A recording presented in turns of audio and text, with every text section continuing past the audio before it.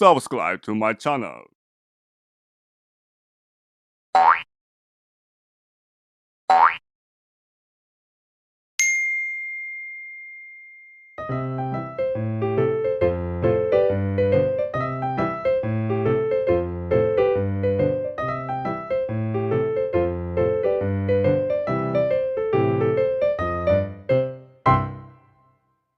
Dapat artikel tips jika tersesat di hutan gunung? Langsung cus tanya ke Mas Alex. Komentarnya bagaimana ya? Siap. Siap, Kak. 1, 2, 3. Salam lestari. Shalom. Aku suara 2 ya. Ulangi ya. Coba ya. 1, 2, 3. Salam lestari. Shalom sedulur DTC semua. Selamat malam. Semoga hari ini selalu dalam keadaan sehat, bahagia, penuh sukacita dan selalu diberkati Tuhan. Amin. Amin. Bagus juga ya kita kalau salam gitu jenengan suara 1, aku suara 2. Ya, aku suara 2 itu yang lebih tinggi apa yang lebih rendah toh? Nggak tahu ya. Ya pokoknya kamu yang tinggi, aku yang bass. Kamu tenor, aku bass. Ya, oke. Gitu. Kayaknya bagus kok tadi ya. Saling mengisi. Gimana yang kondisinya? Ya masih agak pusing-pusing. Jadi Mas Alex ini sudah semingguan lebih ya Mas ya. Itu sakit batuk, sesek sampai pas kapan hari itu sampai nggak bisa napas ya. Ini sesek banget, terus muntah-muntah gitu. Jadi kayak dahaknya di dalam tuh kayak nggak bisa keluar gitu ya. Iya, kayaknya aku harus nyari gurah ini. Kalau enggak di sini nih apa lendirnya nggak bisa keluar sama sekali. Atau di terapi di rumah sakit kan ada yang kayak di sinar. Kamu aja yang pergi ke rumah sakit. Rumah Paling sakit. api kalau rumah sakit itu. Yang aku mau nanya nih. Kemarin tuh aku tuh baca di detik.com kalau nggak salah tuh. Itu ada artikel yang menyebutkan tuh gini, kumpulan tips bila tersesat di hutan gunung. Nah, Oke, gitu. ya. Ini dirangkum dari laman Montana Hiking Trails, terus Appalachian Mountain Club dan West Virginia Division of Natural Resources gitu. Jadi wah ini menarik nih, mau tak tanyakan ke jenengan gitu kan. Mungkin situasinya kan kalau dulu itu tersesat zaman dulu itu seperti apa? Apakah kumpulan tips ini itu bisa dipakai zaman dulu gitu? Jadi keluarnya sekarang terus dipakainya zaman dulu. Bukan, maksudnya tuh gini loh. Kan ini tips toh, ini kan sekarang ini gitu kan. Orang kan membagikan tips nih kalau tersesat tuh seperti ini dan lain sebagainya. Nah, apakah tips ini waktu jenengan zaman dulu itu bisa diterapkan? Gitu loh maksudnya. Oke. Ih, kalau udah malam gitu agak nggak nyambung deh. Gitu. Yang pertama tuh jangan panik. Jangan panik. Ya, bener. Soalnya di sini tuh menyebutkan faktanya selama rentan waktu 1992 dan 2007 terdapat lebih dari 65.439 kasus pencarian dan penyelamatan orang tersesat. Dari angka tersebut hanya 2.659 yang berujung kematian.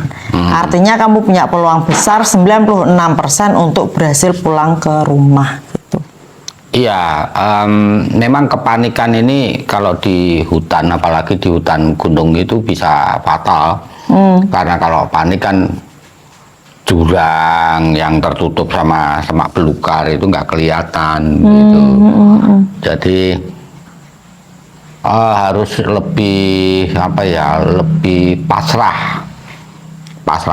Nah, supaya bisa tidak panik, tentu saja dia harus merasa aman, misalnya dalam hal logistik.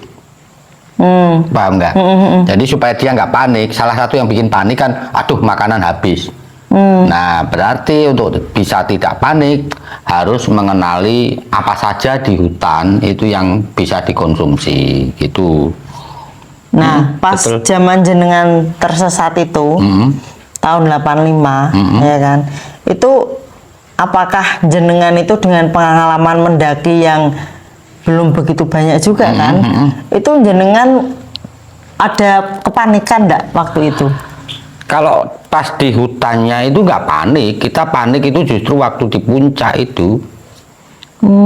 Jadi kepanikan itulah yang membuat kami memutuskan menerobos hutan. Gitu loh. Paniknya itu karena seminggu sebelum kami mendaki itu ada pendaki yang meninggal karena hipotermia. Dan kami sudah merasakan memang luar biasa dingin gitu. Oke, tapi pas tersesatnya itu tidak panik ya? Pas di hutannya nggak panik.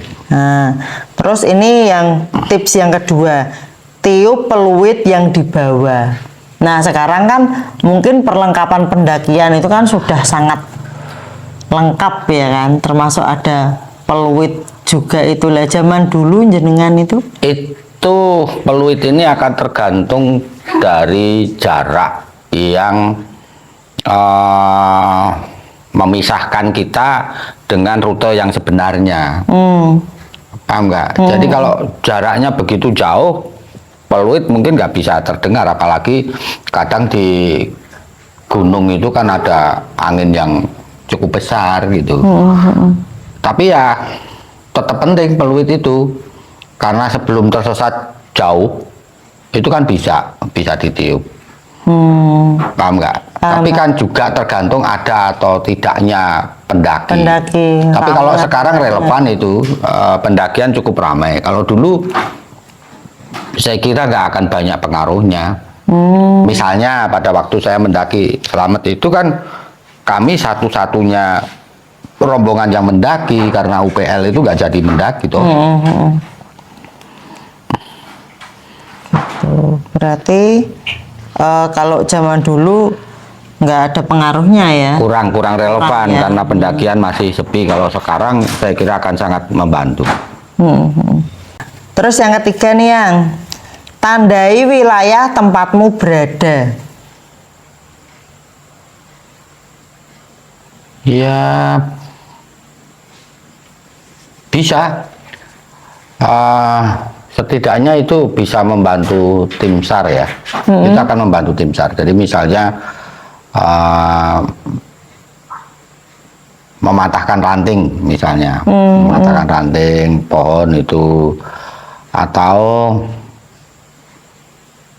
ini sebenarnya kurang ideal ya. Tapi kalau topiknya tentang tersesat,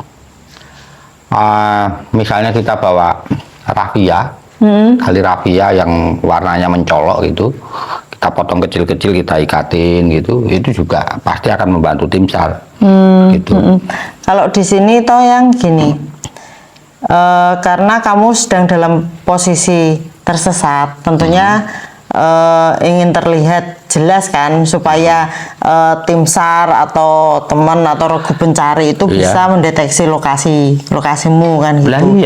Ya, terus ini toh yang dilakukan itu coba menggantung pakaian yang berwarna cerah ke pohon gitu. Ya bisa juga. Ya sama juga dengan ini, dengan tali rafia kan. Ya. Nah, kalau pakaian yang kita pilih, kalau tersesatnya ini lama dan jauh, habis dong pakaiannya.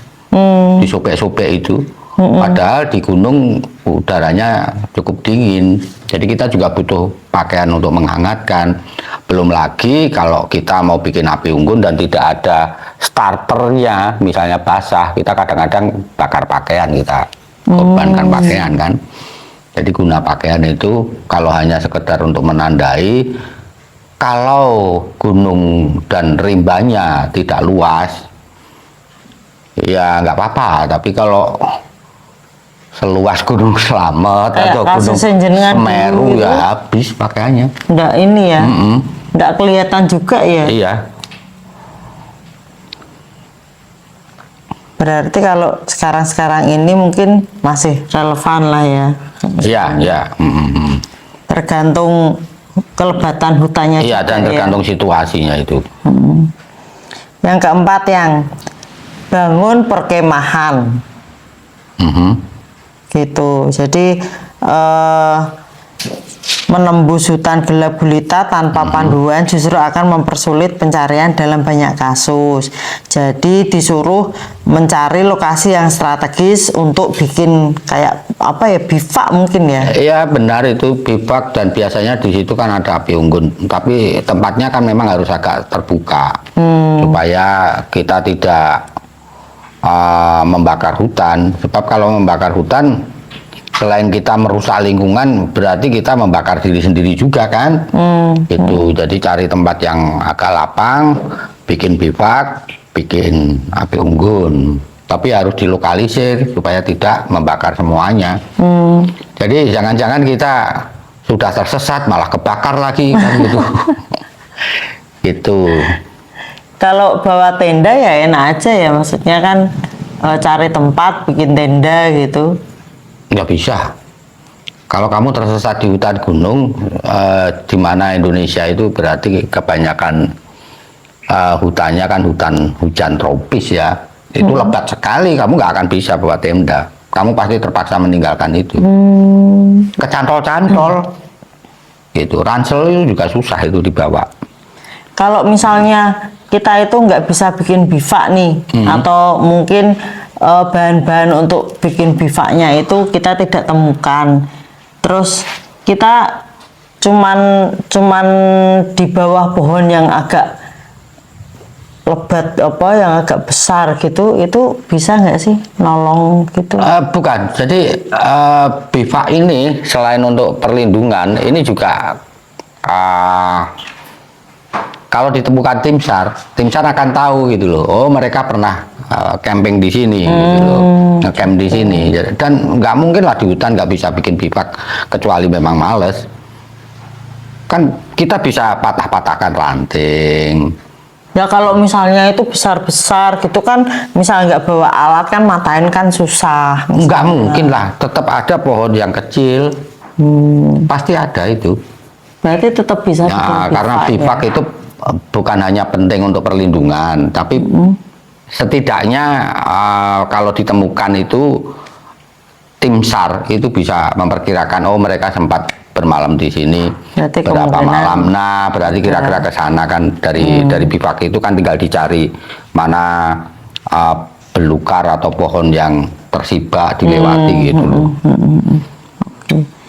Terus yang kelima, lanjutkan perjalanan jika gitu. Sebagaimana telah disinggung sekilas sebelumnya, jika yakin dengan kemampuan navigasi yang dipunya, teruslah berjalan. Namun sebelum itu, kamu perlu membuat rencana perjalanan terlebih dahulu. Misalnya, kamu bisa memeriksa kompas dan peta untuk menentukan arah. Umpamanya dari peta melihat adanya semacam perkampungan kecil di wilayah selatan, segera pakai kompas dan berjalanlah ke arah tersebut gitu. Ini kalau pakai bawa kompas, kalau enggak? Iya lah, ya itu yang mau tak tanyakan. Iya kalau bawa kompas, kalau nggak bawa kompas kan kita harus apa ya, pakai jarum digosok untuk jadi magnet dan sebagainya itu. Terus kalau itu di hutan yang sangat lebat, itu utara selatan sudah nggak ada ininya, nggak ada pengaruhnya. Yang penting kita ngikutin alur ini kemiringan kan, gitu. Kita nggak peduli mau ke selatan mau ke utara, yang penting ini arah medannya membawa kita kemana gitu.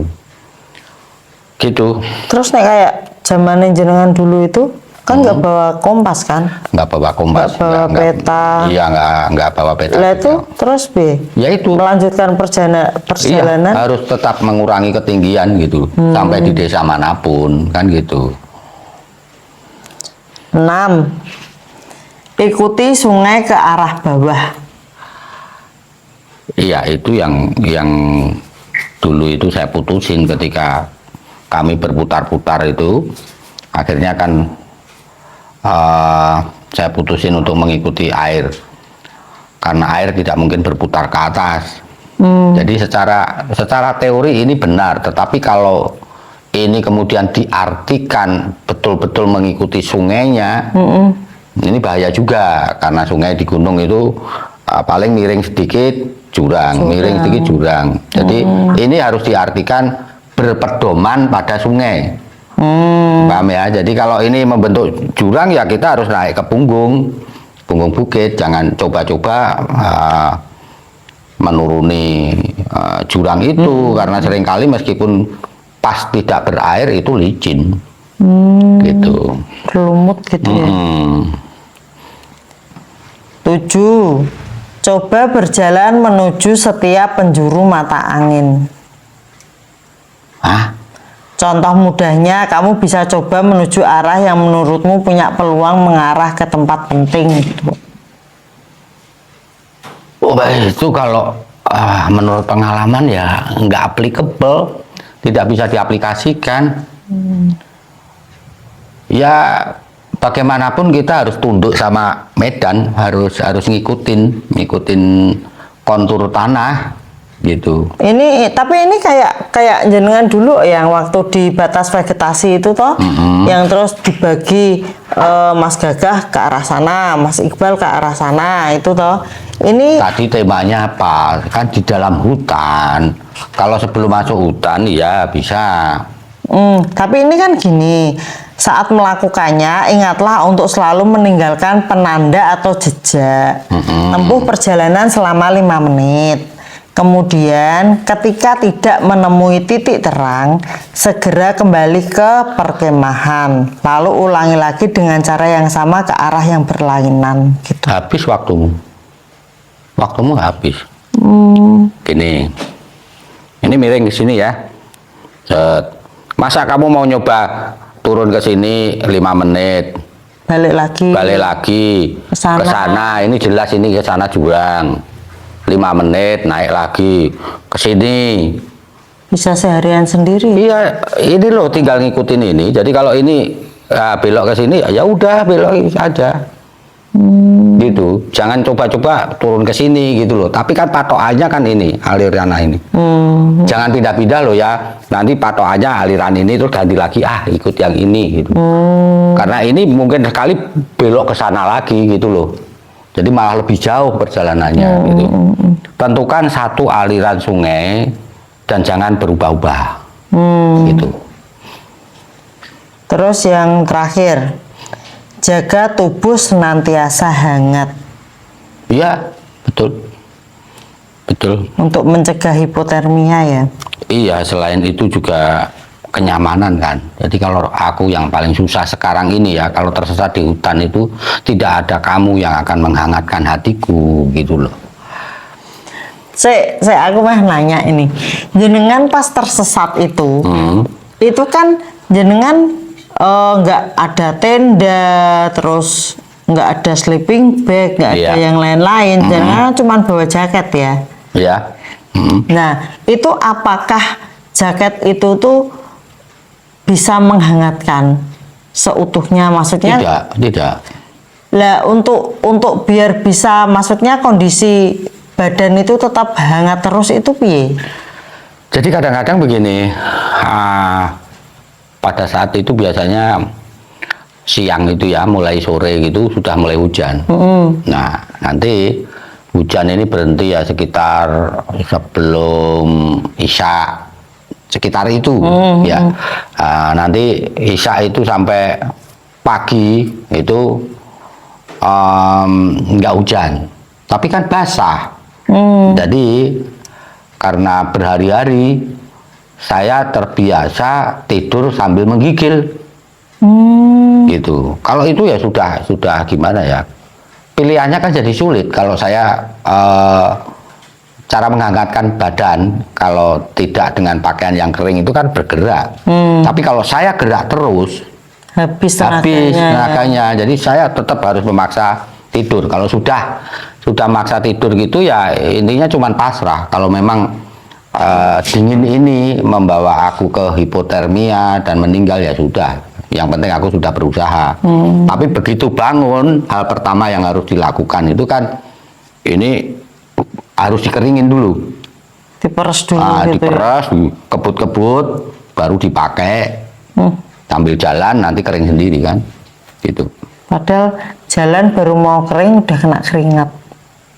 Ya, kalau keringatnya saya kira tidak terlalu membasahi, tapi nanti kalau sudah sore itu mulai kehujanan lagi, ya udah begitu terus. Jadi yang bisa dilakukan dengan pakaian yang tidak mencukupi atau jas hujan, ya gerak, itu. Gerak-gerak kecil gitu yang gerak-gerak penting kecil, iya, tetap gerak. menjaga tubuh tetap hangat. Betul, gitu ya. iya, gitu. Tapi ngeri ya kalau misalnya tersesat gitu nggak bawa perlengkapan. Iya, makanya nggak usah tersesat, jangan tersesat. Sudah kok. Kamu tersesat di hatiku kan? Ya ya sudah, nggak apa-apa kalau itu. Aku tersesat di dalam hatimu.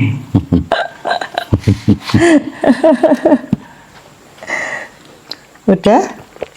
Ada Oke. yang mau ditambahin? Enggak. Mungkin dari Ini udah 8 bagus itu. Itu panduan yang bagus. Yang penting itu selain kita harus percaya pada Tuhan, kita harus percaya juga bahwa kita itu ciptaan Tuhan yang paling sempurna, gitu. Karena itu kita pasti punya akal budi, kita punya solusi, gitu. Yang penting kita yakin kan gitu. Tidak ada badai yang tidak selesai, tidak ada turunan yang tidak akan berakhir, itu pasti. Nah itu seperti itu Lur.